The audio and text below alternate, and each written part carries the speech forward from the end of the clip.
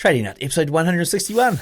I just made, 200,000, but I can make a lot more, so I just put it back in a new account, and then I started over again, and I ended up getting the account up to almost 1.5 million or something like that, off of that 60,000.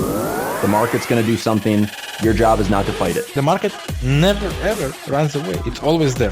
That personal diary of trading will make you a much better trader than... I could be right about the direction, but wrong about the trade. Don't focus on the monetary side. Trying to make too much money on a trade is what I have seen killed every trader. Your losses offer you some of the greatest insight you can find into your mistakes. Relax, learn the process. Candlestick pattern trading is a freaking trap. Don't be in a rush to become a millionaire. Let the market tell you what the market wants to tell you. This podcast is not financial, trading, or investing advice of any kind.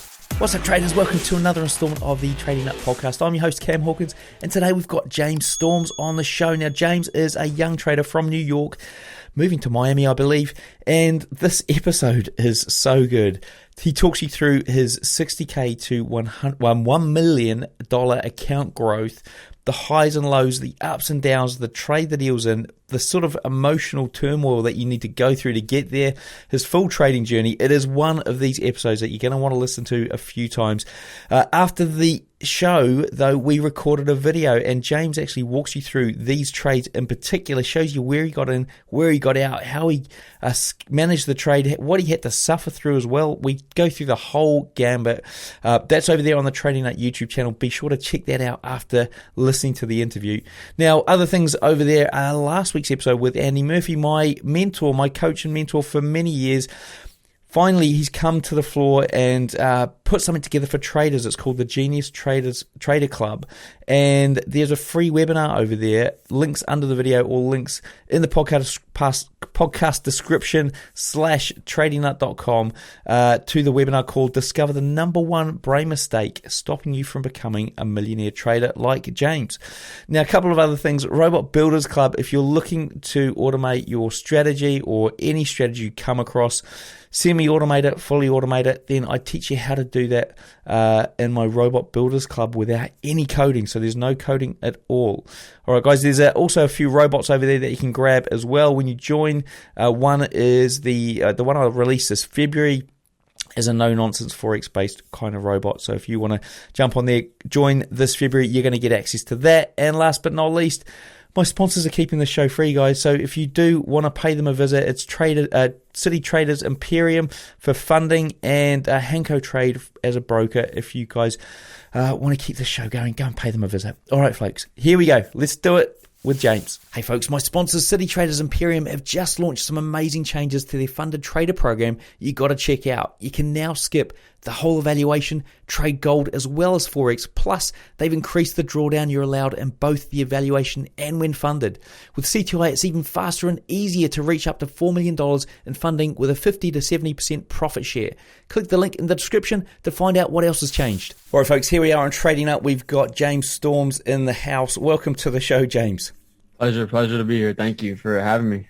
Well, look, I know it's taken us probably a month and a half here to get you on. It's not actually maybe even... The time zone is crazy for you, I remember saying to you when I was on a weekend away, and you came back saying, "Oh, shall we do it?" I'm like, "Oh, I'm on a weekend away." That was back in November, so We're now in January 2022. We're here. No better way to start the year. So. Yeah, and today we're going to get to hear your story, and in fact, we're going to go into a bit of detail around your story from 60K to 1 million, which I think is going to be fascinating for the guys. I heard some of your other stories in older podcasts where you had a $200,000 day and that sort of thing. So, really looking forward to getting into this and understanding how you managed to get there, and I think you've got possibly some transparency things you can show us along the way, which is fantastic, which you've already shown me. So, James, To start off with, how did you get into this trading industry as a whole?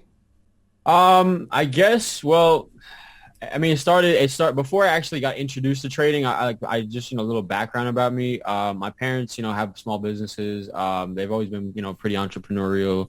And I've been honestly very entrepreneurial since I've been young. I used to, my dad has a small, metal shop that he works with stuff. I used to when he made deliveries of his parts, I would, had these little wheel caps, you would put over the tire pressure. I would, had these custom ones. I would sell them to people, whatever. And then in high school or middle school, I started selling sneakers. like collectible Nikes, Jordans, clothes, and stuff like that. And I started a little sneaker restoration company where, I was buying, like, shoes were very, very popular in high school for me. And a lot of my friends started collecting, and then they started buying cars. They got their first car, and they started, buying car parts. And I was the person buying their whole collection. I'd be like, all right, cool. I'll buy all your sneakers. Give me a little discount. I would clean them up. I'd scrub the shoes. I'd whiten the midsoles with tooth whitener. I'd iron out the creases and, just make the shoe like there's a valuable shoes. So the best condition, I was making a good amount of money. So I saw that was possible. I never really, when I was really younger, I wanted to be a doctor, but then I realized how much school it actually was. And I'm like, you know what, this is not for me. Like, I'm not really going to go to school and do all this. It's just not what I see myself doing. So with that being said, around 2016, I went to Dunkin' Donuts actually, and I met this kid behind the counter named Alvin. We're pretty good friends today, literally right down the road from where I'm at right now. And we had a small conversation. He pulled out his phone. He's like, you got to follow Q Banks on Instagram, Q Banks. I'm like, Q Banks? Who the hell is Q Banks, right? And a little prior knowledge. I had known about Bitcoin and stuff like that a little bit prior to this meeting. I watched a video on YouTube about trading Bitcoin with like RSI, something extremely primitive strategy that I was trying out. I didn't know anything about Forex though. But I basically followed Q on Instagram off a whim, just like, all right, cool. Like, because, I was just telling you how I like cars. He had a nice car. I was like, all right, cool. Let me see what this guy's doing. And basically he was posting these profits, $3,000 a day, $4,000 a day, $5,000 a day. And I'm just like, all right, cool. What is he doing? How can I get involved? So he had in his bio, he had his website. I went to his website, saw his mission statement and all these things. And I'm like, all right, cool. Like, he has an online course and he has an in-person course. I'm like, I'm a visual learner. I was like, all right. And, I don't know if this guy is really about what he's doing. So let me just go buy this course, fly down to Florida, take the course with him and see what's going on. So that's what I did. That's what I did in August. So I followed him in late the winter of 2016. And then by August 1st of 2017 is when I took the 5-day course with Quillen. And yeah, I honestly had a lot of success from the beginning. I was still working a job at the time. I had worked in restaurants from the time I was like 16, 15 until I was like 21. I was working in a pretty nice place. And the first day I ever traded, I actually blew my account while I was working. I was serving tables and, running in the back, checking my phone. I shorted like UJ with like a crazy lot size and like $250. Blew up my account. But I had my first day off like 2 days later.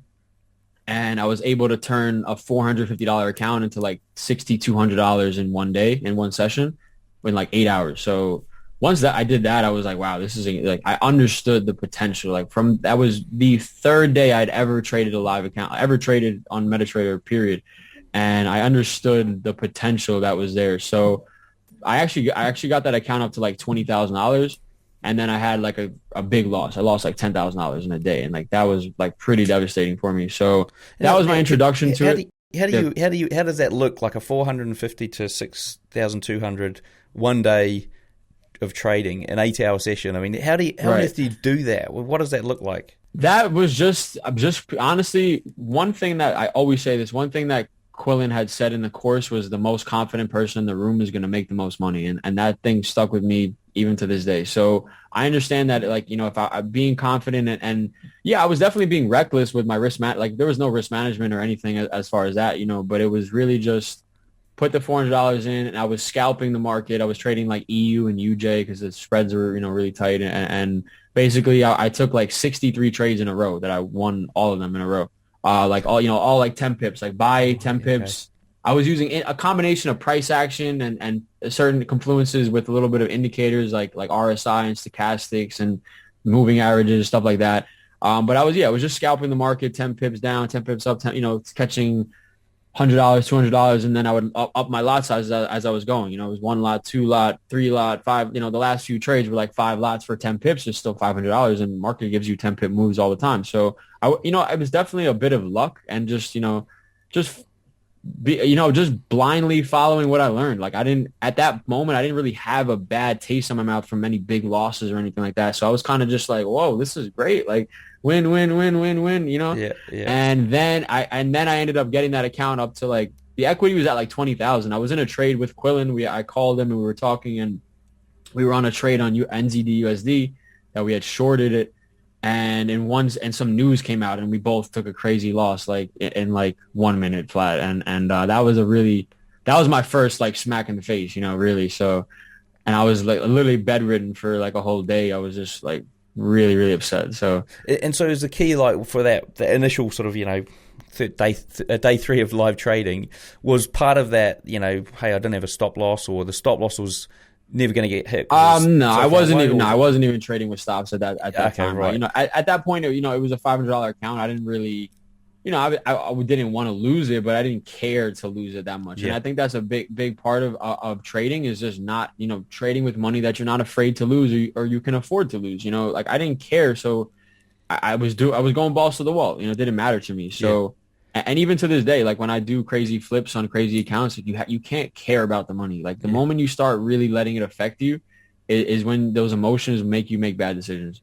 And that's like a sort of, straight direct call to, it's about a mindset thing, right? As opposed to, it's 90% mindset versus 10%. Yeah, no, it really is. I mean, technical, like everyone's looking at the same charts. Like we're all looking at the same charts. So the technicals are pretty straightforward. Like, there's manipulations and things that happen along the way, but really the biggest manipulation is what's going on up here, like your own mind and the thoughts the things that you tell yourself when you're in a trade, like how you approach it. Like you're in drawdown. Are you confident in the drawdown? You feel good, or are you have a lot of anxiety and you're worried and you're like having these negative thoughts of like, oh, I got to close. I got to get out of this trade. I got to close, Now, how did you sort of progress from your education there, or the 5-day course onto? I mean, did you have to do a lot of extra stuff, or did you just sort of take that? Definitely. I mean, the 5-day course was great. It gave me a good amount of foundation as far as the technicals, learning structure and all these type of price action moves and things like that, and then also actually being with Quillen. Those were my biggest takeaways. Were the because the basics are the basics for the most part. Like everyone teaches them a little bit differently, but the psychology is a whole different ballgame. So having that that actual face-to-face time with Q and just the things he said and how he carries himself, and he had a couple of trades while he was in class with us, and just seeing being exposed to that definitely was a great thing for me. I took other courses, like I've taken Astro's course, I've taken probably like 5 or 6 other courses in total.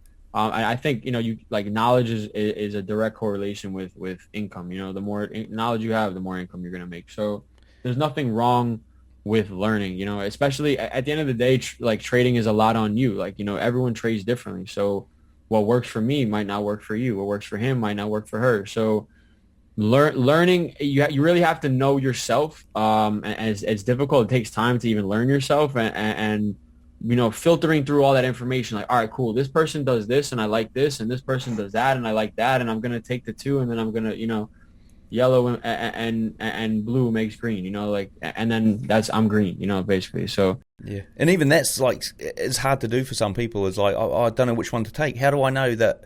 And this comes back to a confidence thing, right? It's like, well, I'm confident that I've seen that work. I haven't seen that work as well, and I'm confident in what my decision is. And I think that's a sort of big thing, is like being happy with your choice in this matter and not what somebody's telling you to do. What about like, so you're at what point did you sort of say, oh, I don't need to do any more education? I'm happy where I'm at now. Even to this day, I'm still like, I still learn. Like I was watching a course the other day, like even, I didn't learn so much from it, but even the opportunity to just be like, hey, maybe I could learn something from you. I'm always a student, no matter, I don't care how much money I have, how much I made, where I'm at. Like there's always somebody with some other knowledge that you don't have. There's always something to be learned, no matter what. There's no excuse for that, And so do you want to take us from that sort of, you got to 20K, and then how did things progress from there? I don't remember all the logistics too much, but I ended up like I was the balance. I got the balance up to 10,000, and then with that trade, I was floating like another like 9,000 profit, and then it reversed, and I ended up losing a few thousand. So I went from like 19K equity to like, I want to say like 7,000 or 8,000, and then I remember withdrawing some money. Not much though. I ended up losing most of the account, to be honest with you. That was like, a really, it was a learning experience. Honestly, I've had very impressive things and very, stupid things that I've done in my trading career. But every time I do something stupid, I make sure I learn from it, because if you're not learning, if you're not changing your decision making and your thought processes, based on what you're doing and what the market is telling you, then you're just going to continue to keep making the same mistakes and you're never going to grow. Like I've had scenarios where I've had trades that are, the first time I ever had seen six figures in my life was a trade that we'll talk about it, but I had like a $50,000 balance and I was floating like $80,000. Like, it said 130K equity on the screen. First time I ever seen that much. And I ended up, letting the trade hit my break even, and I didn't make any money on that trade. So, but I made sure the very next time I had six figures that I would. Can I curse on here? Yeah. I fucking hit withdraw. Like I made sure I would do 100. That was like my defining moment. My happiest moment in trading was making that first 100,000 and then withdrawing it. And literally, I had it in cash. Like I touched it in cash, and I was like the best thing I did. It's funny how you almost have to like let that slip away first before you can then do it the next time, right? It's a good analogy I give is like it's a video game. Like you're on level 3, and you fight the boss, and then he kills you, and then all right, cool. We're still on level 3, but we just have to start over again. Now we know how to beat the boss and get to level 4. It's just like that. Yeah, I like that. That's awesome. Okay, so you obviously worked your way back into it from that break-even trade to getting back up to six figures. Yeah, I actually lost all my money after that trade. I lost everything I had. Like all that money in that trading account was pretty much everything. That was in February of 2020. I had like 50K to my name in the account. Go get in that trade, US30, shorted it, up 80,000, hits my break even. Then a week later, like COVID was it was March of 2020, so COVID came in and the volatility was crazy, and in one night I lost everything I had on gold. Like I just lost everything in one night, and I considered like quitting trading. I was so devastated. I was like, dude, you've been trading for 3 years. Like, what the fuck is wrong with you? Like, why you've done so many amazing things, and then you keep fucking it up, And then I really like took a nice break from trading, and by like June, July, I started trading again, and I slowly built myself back from 3K, bro. I had $3,000 left, and I got it up to like 25, 30,000. I ended up buying a car. I bought this Porsche, and like spent all my money on the car. The car got totaled.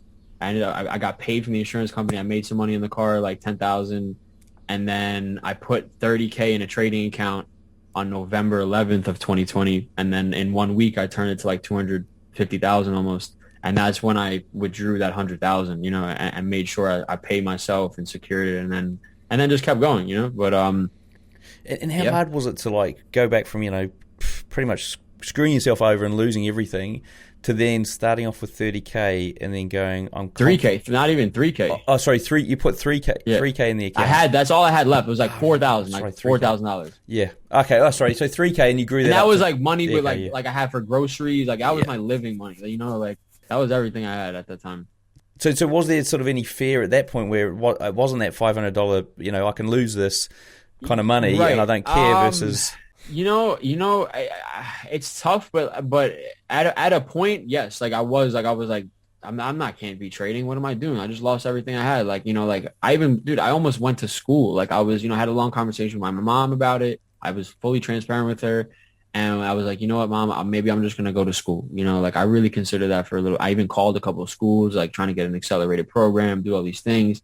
And then one day I just came back to my senses. I'm like, bro, what the fuck are you doing? Like, you know how to trade. You've done amazing things in trading. You just need to pay yourself, bro. Like when you have big wins, just pay yourself, especially when you're an aggressive trader. It's different when you're risking 1%, 2%, things like that. But when you're dancing on the tightrope, like, and you do the dance, like, make sure you secure that, and then move on to the next one.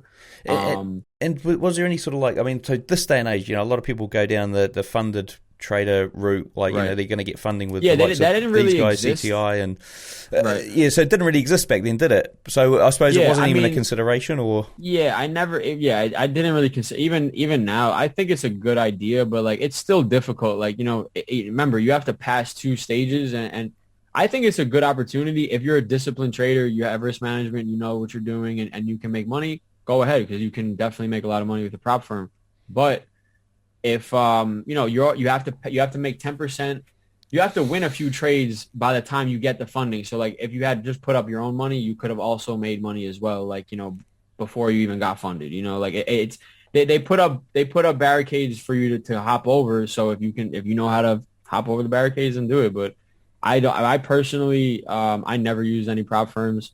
But I don't think they're a bad, I'm not, discrediting them or anything, but personally, like I never really went that route. Yeah. And I suppose, would you say you've got a different approach to trading versus the sort of more? Yeah, I'd say my trading is very unorthodox. I would say like as far as, the way I like, trade accounts and my position sizing and things like that. But I don't think it's a bad idea. It just doesn't work for me because like I told you before, like I manipulate my balance frequently during my trades. I might add more money. I might, need an extra margin or this or that or so I can't really do that on a prop firm. It's not really so liquid like that.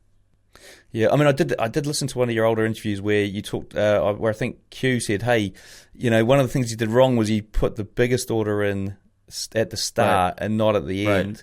I mean, is that sort of part of the risk management style that you're employing? I mean, the way I kind of scale into trades, it's hard to explain it. I don't really teach it very well, like because it's something that like you can't really teach. You can, but it's difficult. But basically, the best way to put it is like I'll scale in on my drawdown usually. So if I'm really confident about a trade or a setup, right, and I'm in some type of drawdown, I'm going to be entering.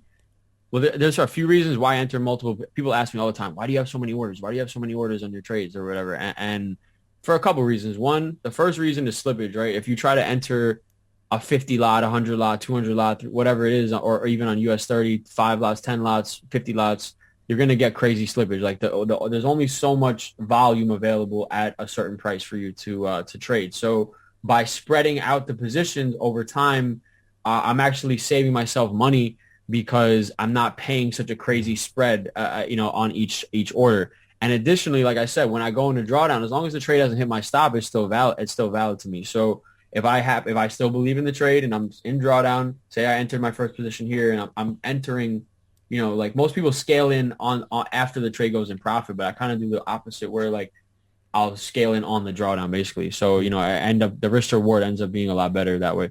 Yeah, and I mean, I had Steve Ruffley here on the show, who's been in the industry for years, and he does exactly the same thing. And I've had a few other traders that do exactly the same thing. And I think there's a whole bunch of guys that sort of see this as is not the way to trade, but you trade.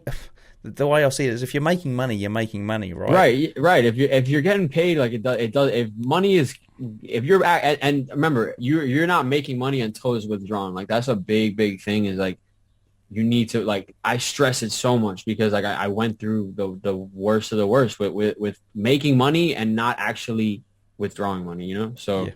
And look, and so I suppose what I'm trying to get at here is I suppose a prop firm probably won't want to employ you if you trade that way versus you're going to make money.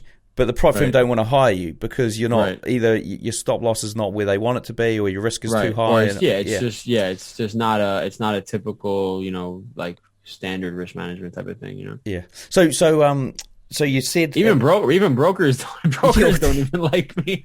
Yeah, well, they probably don't, do they? They don't. I've gotten banned from one already. Oh, have you? Oh. Yeah. Well, and I didn't do anything wrong. I just made money, and I don't know. I guess. It came out of their pockets, or I don't know what happened, but they put you on the B book and thought, "Hey, here we go," and they're like, "What the hell? This guy wasn't supposed to make any money. He's costing us." He thought they thought I was going to blow my account. Yeah. Now, what you talked about before the show. You talked about you've got to now seven figure account. You've shown me some MyFix book screens on that. How did that story go? And you said you started off with 60K, so I'm guessing you've obviously withdrawn. Technically, I actually started with 30,000. You want me to share my screen and why don't you share the screen? So if you're listening to the podcast, you're not going to see this, but if you're watching the video, you can obviously. Oh, okay, see. I'm just gonna go over. This is just MyFX book. Like most people, I'm sure are pretty familiar with it. You can go. It's just MyFX book /members/James Storms. You can just look up the account if you want to see it for yourself. But basically, I started the account with 30,000 at first on June 16th. I think you can see it, the orders are all archived, so it kind of messes up like the way it gets calculated. But basically I started with 30K. Just as like I feel like I do very well with like smaller accounts and just like higher leverage as opposed to trading a big account with like more risk management. So started the account with 30,000 on June 16th. I took a trade on US30. I ended up the first trade I made like 50%, and then from there I added another 30K, and then bounced like 76,000 or something thousand like that. I don't remember all the trades, but I didn't lose for like 3 months almost between June, July, August, September, and then I took my first loss in October. So I won like maybe, I don't know, 10 to 12 trades in a row, and risking like a good amount. Like I was risking between 20 to 30% on each trade, and just smash. I ended up losing. I don't consider it a loss because I lost the trade. I hit my stop loss. I have stopped on all these trades. I hit the stop loss, and then I got right back in on the same trade, basically. Like I knew the trade was still valid. I kind of just, improperly placed the stops. Then that trade was actually the day I had the $200,000 day when I went on the podcast with Q and Chart Addicts. That morning, I had lost in the morning, like at 4 a.m. I was trading NASDAQ. I lost. The account balance was like 100-something thousand, and I lost like 50K or 60K, something like that. And then the next trade, I made like over 200,000 on that trade, like the same night. So it was pretty cool because I was literally I was in Roy's house. Like I was with him. Like he came in the room. He's like, bro, you're still awake? I'm like, yeah, I've been up the entire night. I turned my laptop around and saw it's up like 170,000. He's like, holy shit. It was pretty crazy. But yeah, it was pretty wild, like, because I was planning to do the podcast anyway. So having that win, like that was my biggest win at the time. Having that happen was really sweet. Just to be able to share it. And to give the guys sort of an idea in terms of your risk to reward, so you're sort of risking 20 to 30% of the account. What would be a typical win? I was pretty much like doubling my account almost on each trade, like, for the most part.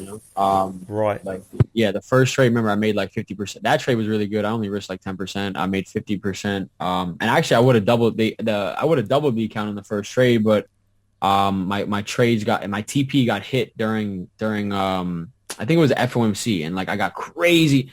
This is why I hate trading news. Like I really don't like trading news because of it never goes how you expect it to. So like my TP got hit, and it ended up quoting me like the profit should have been 30K. It ended up only giving me 15. So yeah. So the risk to rewards, like I usually don't trade less than like a 3-to-1. Sometimes a 2-to-1 if it's a really, really good opportunity. But again, like it's a little different because as I'm scaling in the trade, it's kind of like multiple entries. So like the risk to reward kind of like, I believe I don't think I'd rather have like a wider stop loss than like I'd rather win the trade than have this hero stop loss, super tight where you get this 1 to 10. Like I'm just I'm here to win and make money. Like my biases play out like a high percentage of the time, so I give myself a little more room. And usually the trades play out, Yeah. Now, is there anything else you want to show us here on the MyFix book? Oh yeah. So this was the first account. I completely forgot that I was sharing. So yeah, started with 60K and ended up with like the profits a little like because of MT4 and the way they archive the orders, like it kind of calculated. But you can just go based on deposits and withdrawals. But yeah, I ended up making 200,000 in like about a week and a half, or I'm sorry, like 2 or 3 weeks, something like that. And then this was the second account that I started. I don't know if they're going to show the proper balance. Oh yeah, you can see. So I deposited July 12th, 260K. This account ended, July 8th. So you can see, it's just literally just took that. Honestly, I was going to withdraw but I was like, you know what? I had the money in my wallet. I was like, I just made, 200,000, but I can make a lot more, So I just put it back in a new account, and then I started over again, and I ended up getting the account up to almost like 1.5 million or something like that, off of that 60,000. So you can see like just it says 3 million profit, but it's not correct. I just was, I kept going until until I really was like, all right, dude, chill out. Like, like it's a lot of money, bro. There was one trade where I was with my friend Manny. He's a really big, he creates algorithms, and basically I was staying with him. I've spoken to him. Ages ago. Shout out to Manny. He's from New York, right?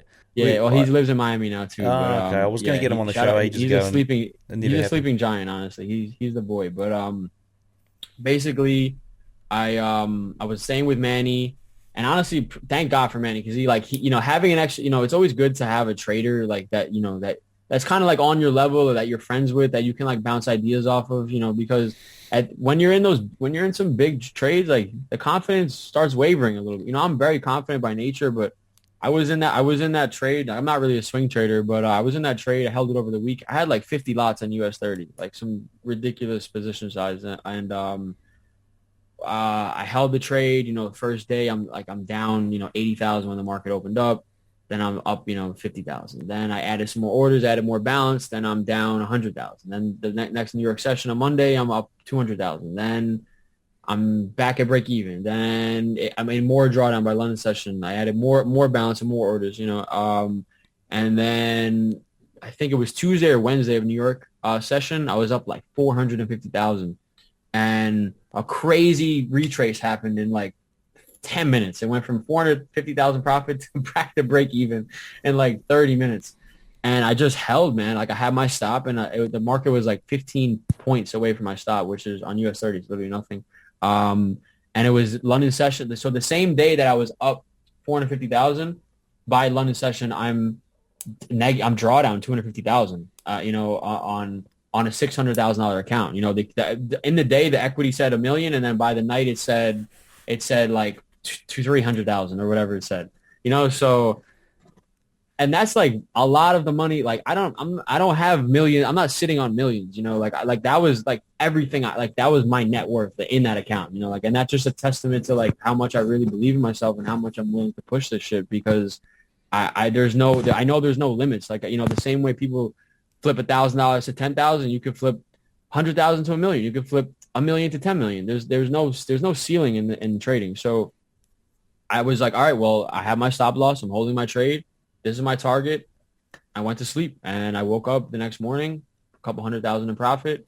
That was Thursday of the week. And then NFP was on Friday. I ended up closing the trade because by the time it went back to like 400,000 again, I was like, dude, like, you really want to keep riding the roller coaster? Like, like you really need, like, I didn't need to keep holding the trade. But it ended up fucking tanking. I would have made like millions, like if I held it like another week or so. Yeah, NFP came out the next day. It tanked, and then it was you guys can look it up. It was August 26th. Like I incorporate a lot of fundamentals in my trading, and they had just announced that they're going to start tapering the markets at that time. So I saw a great technical setup, and then I also had that fundamental bias behind me. I'm like, I know they're going to start tapering. I know this is going to drop, and then you can see, like, if you look at August, that whole last week of August, like the US30 was just like, it was just consolidation, and then it made a huge move down, like thousands of points. It would have been, I don't even calculate it because it makes me sick.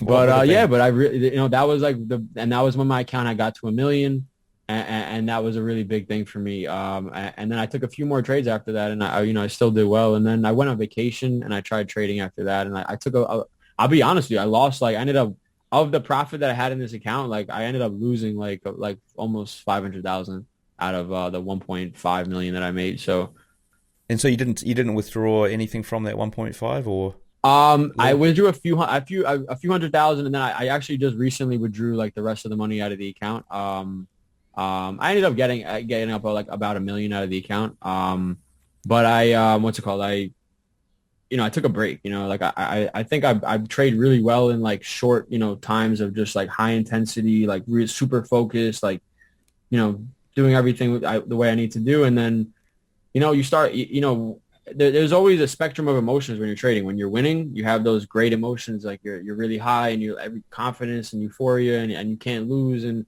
when you're really low, you have fear, and you're scared to trade, and you have FOMO, and you have all these negative emotions. So it's kind of like always keeping yourself in check and keeping yourself, like in an equilibrium, right in the center is where you want to be. So when I have great wins and I do well, I take a step back, or when I lose, I take a step back, and bring myself back to equilibrium. And then, that's where I'm at right now. I haven't traded since like late October, actually. So I'm just about to get back into the markets. Yeah.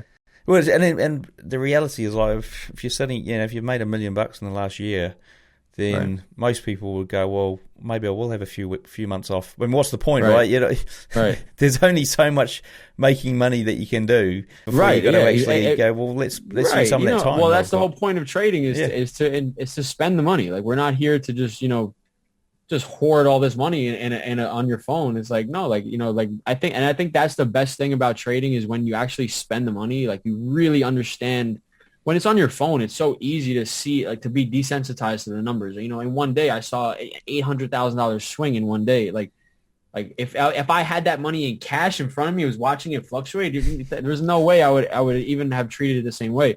So when you actually take the money out, you spend it on yourself, whatever, take your parents to dinner, like, buy something nice for your brother, it doesn't matter. Like, just spend it and enjoy the fruits of your labor, because this shit is stressful. It's hard and it's stressful. So that's why I took a couple months off. I went to Europe. I was in Italy. I had a great fucking time. And then now I'm ready to trade again, And so I'm going to dive back into the charts. So first of all, before I ask that question, so are you, by the sounds of it sounds like you're doing a lot of the trading from the phone, or are you on the charts to place the trades and manage it, or both? I can do both. I just, like I said, the way I trade, I almost always have my laptop with me.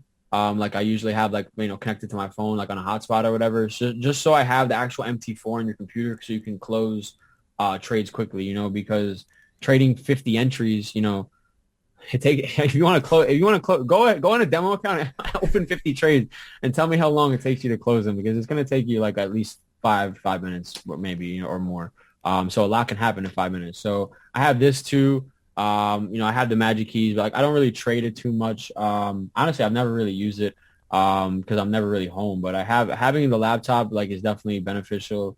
But I'm not gonna lie, I do a lot of trading on my phone. Like, I'm comfortable on my phone. I don't mind. I mean, the candlesticks are the candlesticks. Like, they're pretty universal. Like, but obviously having screen space on a desktop or laptop is beneficial. But I can, it's not an excuse. Like, I can get it done on either one. Yeah, and I think, what I find is the younger guys tend to be able to use the phones better than the older people like myself. Right. For just probably because you're born with it and grow up with it. It's just natural. Natural, yeah. So what about you're talking about your stop loss and getting out of a trade? I mean, obviously, have you got a ideal price you want the trade to get to that you Yeah. So profit? I trade a lot of supply and demand. Mostly on the daily time frame. So pretty straightforward, like, obviously the way that the selection of the zones is really key, like what, actual zones you're using for your bias. But generally, if I sell in supply and if I sell in a supply zone, I'm looking to take profit in demand. If I buy in a demand, I take profit in supply, like, in a nutshell, basically. Okay, and if you're, so you're talking about these big swings and balances and stuff, right? Are you at some point going, I don't think it's going to hit that, and I've made enough to be happy that I might actually take it off the table? That's pretty much early, where I went. Like, anytime you're in a trade and you're floating in a profit, you have to think, like, not unless you change your stop loss or something like that. You're now risking your profit too. Now you have your stop loss, and now you're in profit. Let's say $100,000. Now you have the opportunity to lose that $100,000, even though you don't have it yet. It's equity in your account. So in my head, I'm like, well, listen, I'm up $350,000. Obviously the trade still looks good. It's valid. I still think it's going to hit my target and everything. But do I really need to, like, yesterday I just had these terrible emotions, like, of this swing. Like, do I really need to go? Do I even need to let the opportunity for that to happen again? And I just was like, you know what? I'm closing the trades. Like, it's my biggest day ever. I don't need it. I don't need it. I don't need it. Like, I'm going to make more. Like, there's going to be plenty more trades. I've done amazing flips. So I've done so many different flips that it's just like, it's inevitable for me to do it again, Now, a bit of an odd question here, but it's like, the typical, I suppose, things that traders use, such as like a trading plan or journaling trades? I mean, the typical things they do. Well, do you have either of those, or have you ever done either of those? A trading plan, yes. I think trading is very like situational, and there's so many different variables for each scenario. So I don't really have like a one-step algorithmic. Okay, this happens, and you do. For the most part, I do like I use a lot of structure and like time frame correlation and things like that. In addition to supply and demand, fundamentals, quarters theory, all kinds of different things I use. But as far as I'm sorry, what was the second part that you said? It's journaling. Journaling. Journaling. Yeah. I don't really. Yeah, people ask me a lot. Like, do I back test? What do I do when I back test? And I mean, I'll be honest with you. It's probably not a good habit to not journal or not back test. I like to forward test. Like I like anytime I take a trade, I always I'm learning as I'm in the trade, like whatever's happening, I'm definitely making a mental note of it. I don't really write it down or have any type of place where I know people like print out their charts and do all stuff like that. I don't personally. I don't think it's a bad thing to do. I honestly do recommend it. It's especially, if you're having inconsistency issues, definitely having a record of, okay, let me screenshot the chart right now before I take the trade. Let's see what the setup looks like. Let me take a screenshot when it's done and see, what kind of transpired and then, how I could, if I was a winner, what did I do right? If it was a loser, what did I do wrong? Like, I definitely think everybody should be doing that. If you're not already satisfied with your trading, go ahead. Yeah, I was going to say, like, in terms of like just trying to get a picture of, you sit down so you like going, right, today's going to be a trading day. And obviously, you're prepping now for that first day back trading. Right.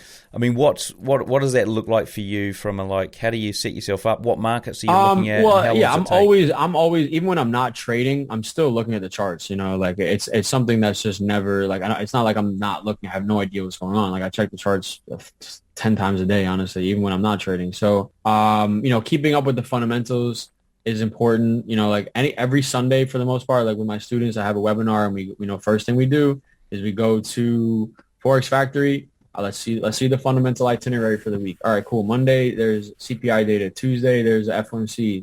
Wednesday, there's this. Friday, there's NFP. So like all those things factor in for me because like I know when there's high volume news or high volatility news that the volume is going to be there. The charts are more like the moves that we're anticipating are more than likely going to happen around that time. So generally, I like to trade London session.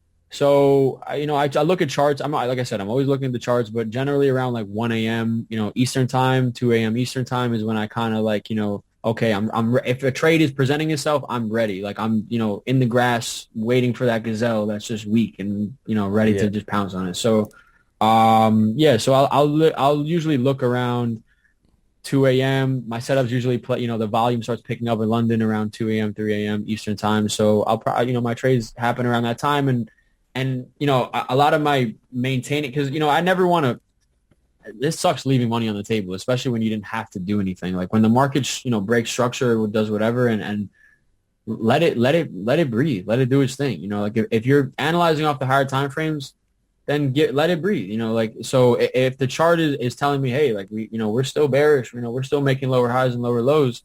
And then New York session is coming up. I'm like, all right, cool. Let's see what New York session has for us. That's something I'm really that's my biggest area of improvement that for this year is really like I'm not really a swing trader, but I want to when the market gives me an opportunity for me to maximize my profit, let me take advantage of that. Because your risk you always have to determine risk no matter what. Like the first thing you need to do is, okay, where is a good place for me to have my invalidation point in my trade? But the profit can be unlimited, like the profit can go forever and ever and ever in your favor. So that's something that I definitely am, is focusing on refining, just, holding those trades, holding those runners, And what markets are you going through to find the trades?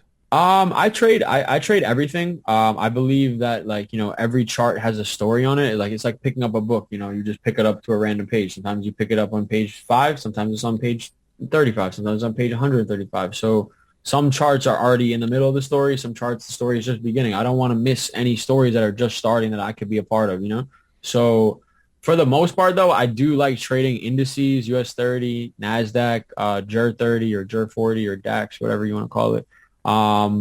the indices are great because the spreads are super tight. You know, the commissions are small. Like the cost of entering the trade is small, and there's huge, you know, volume. So I like that. I like gold a lot. I like trading. You know, I don't like the slower pairs. You know, it just not that it's boring. Like trading shouldn't be exciting or boring. You shouldn't be like, oh, like I'm so excited to trade. You know, but it definitely it's more interesting, and there's just more opportunity, I think, on the on the more volatile pairs. But I look at everything. Like I have almost everything on my watch list. And essentially, so how often? I'm quite interested because the Forex pairs don't tend to sort of run as much as they're always retracing it. How often would you take a Forex trade versus a indice trade? In general, with trading, I probably take like two trades a week, 2 to 4 trades a week if it's a really good week. I might see multiple trades in a night, but I try to just focus on the one. I try to just pick one. Okay, this chart to me looks like the one for tonight, you know, basically. Okay. Even though I might see other setups elsewhere, I'll be like, okay, this is the one. I'm taking this trade. Usually, like I said, entering around London. I might hold it, you know, within 1 to 2 sessions usually. I don't like holding it to the daily close with the swaps and everything, but I will if I really believe in it. You know, like, again, it's very situational. I love fundamentals. Like ever since I started focusing on fundamentals more, like I feel like my trading, you know, went up another level. So again, when I was in that US30 trade, the reason I held it for 5-6 days is because I had that fundamental backing behind. It's like the wind is at your back at that point. So I'm like, all right, cool. I know there's going to be, the price action is great and the technicals are great, but I also have that fundamental bias too, which definitely gave me confidence. That was the longest I had ever held a trade. Actually, was that trade. Like 5 or 6 days. And so how long do you typically hold a trade for? Usually if I enter around London, I'll usually close it by New York. Okay. So, and what time frame are you looking to stack your entries on? So my biases are always determined on the weekly or the daily for the most part. Like, you know, I mean, anybody that's making, you know, that's doing analysis, start with the monthly. You know, like the highest time frames always have the most weight. So start with the monthly, figure out your bias of the monthly. What's my trend looking like? What is our current monthly candle looking like? Is it a big bearish candle? Is it a small? Does it have a big wick? Like understand where you're at in that monthly candle, the last monthly candle, and then break it down. Go to the weekly, you know, like, you know, go to the daily. And then for mostly I'm on the daily for like, you know, I know what the weekly candles and monthly candles look like. You know, those don't change. They only change, you know, once or twice a week. So, daily is where I mostly form my bias. I like daily for, you know, just directional bias and looking at like, you know, what's the previous daily candle? Like, you know, what type of momentum does it have? And then for the H1, H4 for structure, like, you know, when the structure is breaking like H1, H4, that's usually like a key confluence for me. And then as far as like actual executions, because that's all like determining my bias, but like, you know, executing a trade is a whole different thing. So generally like M5 to M15 is when like I've already determined my bias. Okay, I'm looking for this trade. I want to sell this pair, you know, and then the volume, you know, I'm always waiting for volume. You know, volume is what we need as traders to obviously make money. So usually when the structures, say like we already have a bearish structure on H1, but now we're on a counter trend on M5 or M15, you know, it's counter trending upwards. Once that counter trend is broken, that's that's another entry signal for me, as far as, you know, the lower time frame structure breaks and like, you know, key candlestick closures, like big H1 engulfing, big H4 engulfing, things like that. Like those are the types of candles I'm waiting for, and then waiting for the actual lower time frames to kind of finish their counter trend and then start flowing again in that main trend, you know? Okay, that makes sense. And so in terms of like volume, are you using anything to like on my chart itself, like the volume profiles and stuff? Not really, no. I just know, like, I mean, at this point I know when the volume is going to come based on what news is coming out, you know? Like I know FOMC is going to be big. I know, you know, NFP is going to be big. I know, you know, which news events are going to more than likely have a big move attached to them. And so at any point when these news events hit, because I mean, I'm usually sort of either going to get out of the trade or tying the stop up. Well, that's even the thing. You don't even have to hold it into the news. You know, just even the event, the day of the event, or like I usually trade the session before, right? So say the FOMC usually comes out on like Wednesday, right? So Tuesday night London session is when because the volatility is still even higher. You know, like a lot. you have to think like a lot of people are making decisions. They're trying to price in their trades before that news comes out, you know, so there's always going to be, not always, but there's usually higher volume on those even the day before the news or the day of or even the day after, you know. Now, thinking about sort of going forward this year, 2022, hopefully, you know, we get some sort of relief from these pandemic restrictions. But what's the plan for you? Like from a, you know, somebody who's hit the 7-figure mark last year, taking a break. What's the plan? The plan is 8 figures, you know, like honestly, there's no way that's inevitable, but I mean, money is cool and everything. I you know, like I love having freedom to do what I want, but once you get to a certain amount of money, it gets you a nicer car, a nicer house, a nicer this, it doesn't even really matter. So I'm super blessed and grateful to even just have the freedom of my days. I'm super passionate about music, actually. It's not really a lot of people know, like, you know, they know me for trading, but I make music and that's a big passion of mine. So I definitely want to pursue that. And traveling is big. You know, first time in Europe was amazing. It was such an eye-opening experience for me. I saw things I'd never seen, you know, like just even the people, the way they are, like how, you know, how they live their lives and everything was an eye-opening experience. So I definitely want to travel more. I'm going to be, you know, I want to go to Greece and Japan and all these cool places definitely this year.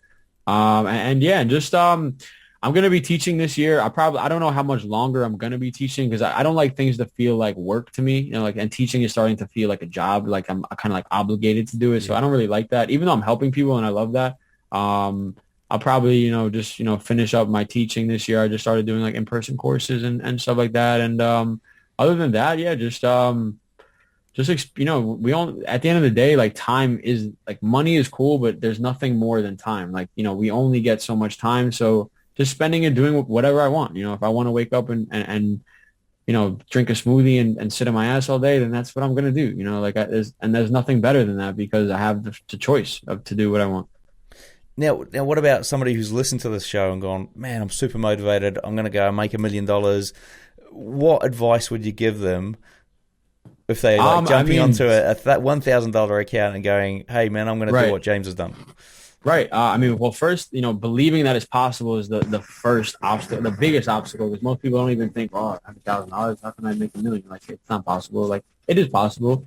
It's not easy, and you might, you know, fall on your face a couple of times before it happens. But I would recommend one, like I said before, direct correlation with knowledge and income. So if you haven't done your due diligence with your homework of trading and, you know, you don't know everything, you don't feel super, like when I first started trading, I thought I knew everything. I was like, oh, I'm going to make so much money. And then I didn't, you know, and I understood like, okay, now I understand I don't know enough. So let me learn more, you know, even like on Forex Factory, they have forums, you know, where you can read like people post their trading. Like there's so much information out there. You just need to be able to filter through it, you know, like, but don't be wasting your time playing fucking video games. Don't be wasting your time doing bullshit, watching Netflix shows, or, you know, like if you're really about it, like really be about it, like save your money. Like I was when I lost my money, like I didn't spend anything. I cooked all my groceries. I didn't go out at all. I was in the gym. I would drink fucking water from the sink to not buy a water bottle. You know, like I was save as much money as you can because I know that every dollar that I'm saving is a dollar that I can put in my trading account, you know? So if you're not working, get a job. Like, you know, sometimes it sucks. You might have had, I have friends who have made 6 figures trading and they were, you know, financially free, and then they lost their discipline and then they had to go back working. But, you know, at the end of the day, like you got to suck it up. You know, if you make a mistake or you know, something happens, you got to go back to work, make your money, you know, and then when you're ready to fund an account, do that, you know, but, yeah, just learn as much as you can. Take care of yourself too. Like, you know, your health is such an important aspect of, you know, what's all this money if you're not healthy, you know, like it doesn't matter. You know, money can't buy good health. You know, Steve Jobs, an example, like he passed away, you know, hundreds of millions of dollars, like, you know, so it doesn't matter. Like take care of your health because that's most important. You know, take care of your relationships with the people closest to you. That's super important. Because, you know, all these things, you know, it's all up here. So, you know, at the time when I lost, you know, like all my money, I was going through a lot. Like the pandemic had just happened. I had moved away, you know, because I was scared of I have asthma mild, but, you know, this was a respiratory disease. I didn't know what to expect. Nobody knew what to expect at that time. I I was going through something like, a type of little breakup situation with a girl that was really heavily affecting me. There were so many things on my head that is the reason why I lost my money, because I lost my discipline and I wasn't in the right mindset. So health is so important, like healthy relationships, healthy habits, every day. And like I said, just arm yourself with knowledge and save as much money as you can, like even, if you have free weekends, go get a job at a restaurant. I was serving tables, like, go to the nicest restaurant, find the restaurant with the most expensive menu, meet the manager, shake his hand, be like, hey, I'm super motivated. I might not have all the experience, but I'm really like, if you were hiring somebody, who would you want to hire? You would want to hire somebody ambitious and somebody, go to 10 restaurants and go to the best restaurants and get a job. And you can make $1,000 a week, $1,500 a week, and you can fund an account with 5-10K if you save up your money for, a couple months. And statistically speaking, the deposits of $10,000 and higher are more likely to be successful in trading. I guess just psychologically, people that trade small accounts, $1,000, $2,000, they risk too much and they end up blowing it. So that's the best advice I can give, I guess. Okay, cool. And so, like, I suppose if just to tap into that a little bit more, guy gets his $1,000 account, blows it, right? What would you say after that? What would you go to do next? Would it be like education or understand what you did wrong? Like how long? Like it's only one of two things. Like either your technicals or your analysis is wrong. If you blow $1,000 and you lose 10 trades in a row, something's probably wrong with your analysis. Or if you blow it in 2 trades, then it's risk management. So if you don't have, like, you have to kind of, like, the reason I can go and flip these accounts is because, one, like, I'm not scared to lose the money, and 2, like, generally when I'm building an account, I usually use lower risk when I'm first starting. I build a little cushion, and then I kind of like start risking the profit as I go. So if you want to flip an account from 1,000 to 10,000, it's doable. Start with making a couple $100 first, then you can risk $300, then you can make 1,000 in one trade, then you can make 1,000 in the next trade, then you can pay yourself 1,000 just for the peace of mind, and then you can keep going. Like it's simultaneously building your bank account and your trading account at the same time, and that's something that took me 3 years to learn, because I would always have these amazing trades. The $400 to 20K, I did 1,000 to 12,000 in one trade in one day. I did 2K to 20K. I had 15K to 60K. That was right in January of 2020, and then I ended up losing that money because I put all my eggs in the basket and I dropped the basket, basically. So save a couple eggs, put them in the fridge. You never know. What happens. Cool, awesome. Well, look, we're going to wrap up with a few quick fire questions here. So yeah, of course, won't be many. What's your recommended sort of trading book or resource? Trading book or resource? For people just starting, like anybody that asks me, like I tell people, hey, like I have a mentorship, but if you want to get started on your own, go to babypips.com. Babypips is a good place. It gets you 80 to 90% of the info that you need. Trading in the Zone for psychology, Trading in the Zone with Mark Douglas is pretty good. I watched the videos on YouTube. Sean Lee wrote a book called Use of Life, which is it's called Use of Life: The Guide to Balance. Really, really, really good book. It's a book about spirituality, nutrition, and things like that. That's a really, really great book. That goes deeper than trading. It's the kind of the framework behind the person that it takes to make this type of money. Awesome. Yeah, go ahead. Awesome. And actually, funny, I've seen that book banded about from Sean, and I did think about getting it. I probably will get a copy though. Now, I have it right here. He's just going back, guys. For the guys on the podcast, he's just going back to get the book. It's like my little Bible, It's all fucked up over the years. It's quite a thick book, then, is it? Yeah. It's got a lot of info in it. Like it's definitely different. It's different type of knowledge for sure. But it's good. Cool, awesome. I usually do audio books, so I'll see if I can get a hard copy of that one. Probably. Now, do you want to walk us? Oh, I won't. We won't. Actually, sorry. I'll ask you this question. What's your preferred broker? We know you're on MT4. Okay, so I actually have a partnership that I'm working with this broker that they're called Yellow Peacock. Actually, they're very new, but I actually I'm testing out their platform and everything, and actually really like them a lot. So that's the broker that I'm in 2022. That's the broker that I'm going to be using. The website is called Yellow-Peacock. Interesting. Yeah, I'd never heard of it. Actually, funny. They're actually it's interesting. No, they're cool. They're cool people. I actually met up with the guys behind them when I went to Europe and Italy. They're actually from Slovenia. So I met up with some guys over there, and I wanted to actually meet. I don't just jump into anything, and I don't really promote brokerages like that. But I wanted to, and I wanted to meet somebody and actually build like a long-standing partnership. So that's who I recommend. Hey folks, ever wonder what broker I use? Well, I use Hanko Trade. It was a no-brainer because I was looking for a broker with good trading conditions and one that wouldn't restrict my leverage. Now, by joining Hanko Trade, I've also cut down my trading costs significantly with their super low commission of just $1 per 100K. You can learn more at hankotrade.com or just click the link I've put in the description. Awesome. Now, if you could leave our listeners with one piece of advice, what would it be? One piece of advice. I guess really just believe in yourself as much as you can. Obviously, as cliche as that is, but use people as real inspiration. Like when things weren't going well for me, because that's the hardest part of it. Is it's not when things are going great, it's easy, but when things start going wrong, you get all the devil on your shoulder, like, oh, like you know how to do this? You sure you want to keep trading? So when things like that happen, for myself, I looked at people like Quillen, like Sean Lee, like people that I've heard the stories and seen them, do incredible flips and things like that. So I was like, you know what? I don't care where I'm at right now because I know where I'm going. I know what the end goal is, and I know I have the capability to get there. I don't care what happens. I don't care who tries to stop me, who tries to shit on me, my family, doesn't matter. Like my best friends, which did happen to me, like my family and best friends literally shit on me for trading, when I wasn't making money.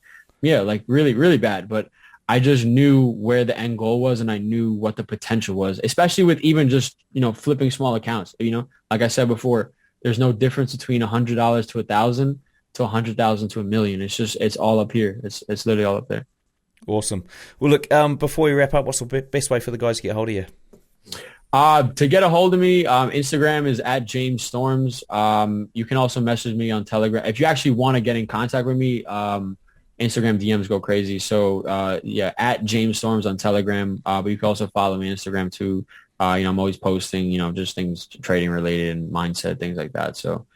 Well, brilliant. Look, it's been fantastic to finally get the interview done here. I appreciate it. Thank you so much. It was a super pleasure, man. Like, I really appreciate you reaching out. And, that's what it's all about is, that's why I do these things. And I share, I'm not trying to brag or be like, oh, I'm a millionaire or this or that. It's like, no, it doesn't matter. Like, because money doesn't make the person. You can strip away all the money, and it's like what's left is what's most important. And I just do it for motivational purposes, just to show you guys like this is really possible. Like there's no lie. There's so much deceitful shit in this industry that like I want to make sure I'm honest with you. If I lose $500,000, I lost $500,000. Like I'm being honest with you guys. So it's just part of trading.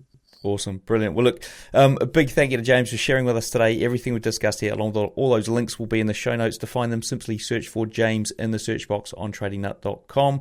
Until next time, wish all my listeners trading happiness and success. Couple of trading nuts coming to you. Thank you. Have a good one. Thanks for watching, everybody. All right, folks, there you have it. Interview done and dusted with James. I told you it was a great one, right? Now, if you want more, then head over to that YouTube channel. We've got the video that we shot after the show where he breaks down some of the trades he's talking about on the show. You're going to see where he put a stop loss, where he got in, all that sort of stuff. It's going to give you a great deal of education around how he trades a price chart. Now, remember, Genius Trader is up and running, so if you do want to get your trading mindset on point, head over there to the Genius Trader. Now, the best way to get there is probably via Trading Nut. There's links to the webinar there. Discover the #1 brain mistake stopping you from being a millionaire trader like James. And also the Robot Builders Club doors are still open for that. Yeah, there is a free robot you can get to try out when you go through the free training they've got over there. Also, if you're looking to, basically you can automate anything, any fully or semi-automated strategy. I teach you how to do that without any coding at all. So guys, if you're looking to do that, then head over to tradingnut.com, find the robots, a link in the top, and you'll find out more about the Robot Builders Club there. Last but not least, remember, pay those sponsors a visit. And guys, we'll see you in the next episode.